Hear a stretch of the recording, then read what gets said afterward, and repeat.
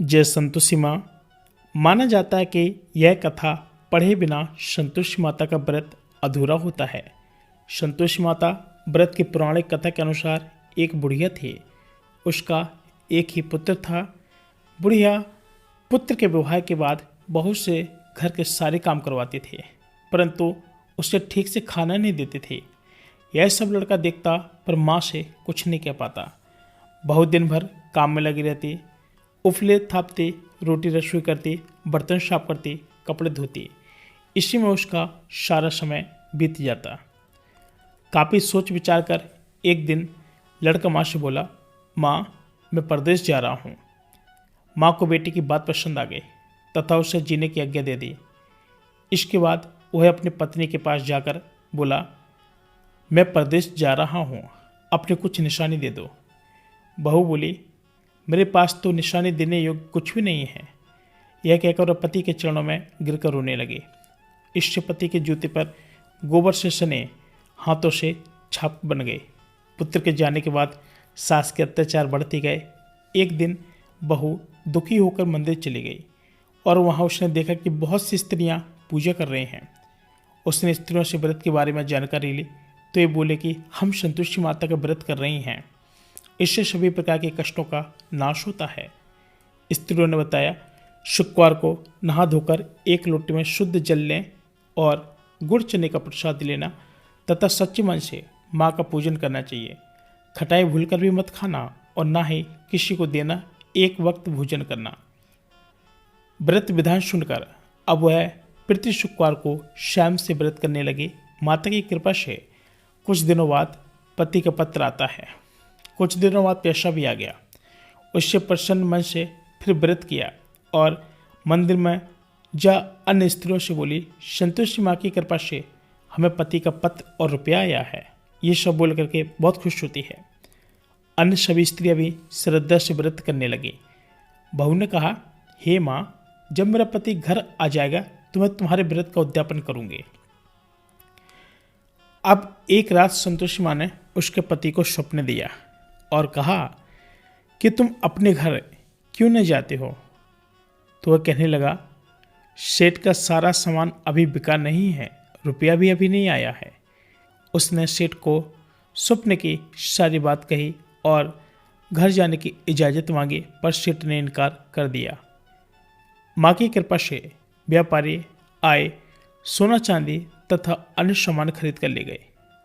कर्जदार भी रुपया लौटा गए। अब तो साहूकार ने उसे घर जाने की इजाज़त दे दी।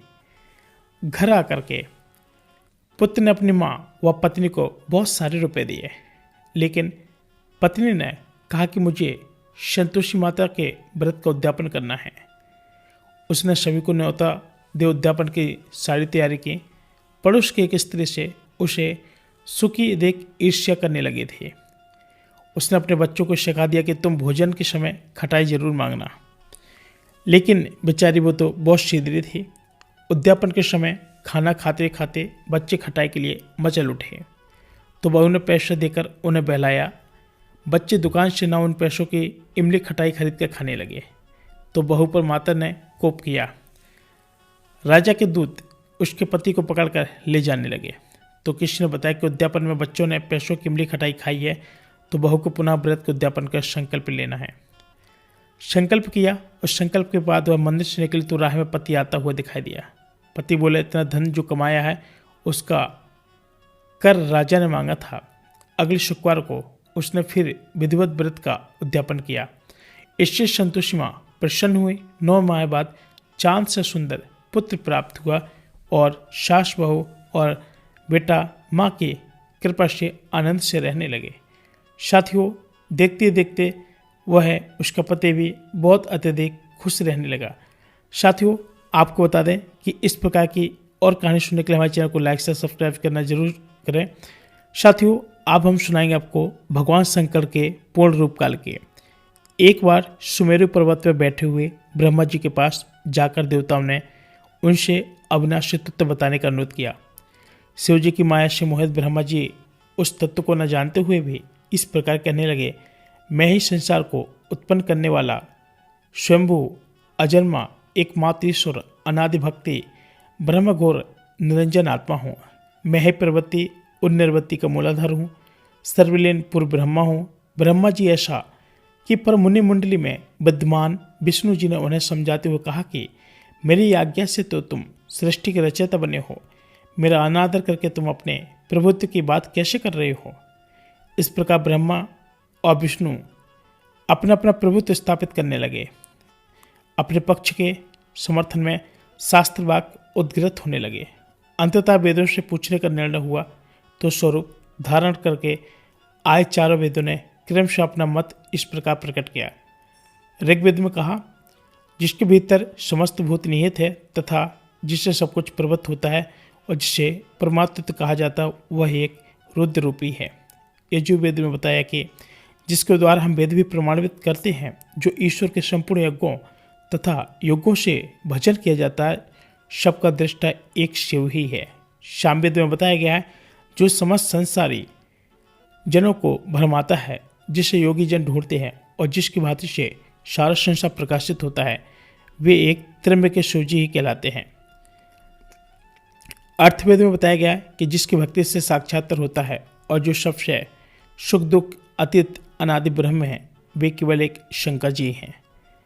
विष्णु ने वेदों के इस कथन को प्रताप बताते हुए नित्य शिवा से रमण करने वाले दिगंबर पितृवण धूलि धूत से प्रेमनाथ और इस प्रकार से ओमकार ने शिव जी की ज्योति नित्य और सनातन परम ब्रह्म बताया। परंतु फिर भी शिव माया से मोहित ब्रह्म विष्णु की बुद्धि नहीं बदली। उस समय उन दोनों के मध्य आदि अंत रहित एक ऐसी विशाल ज्योति प्रकट हुई कि उससे ब्रह्मा का पंचम सिर जलने लगा।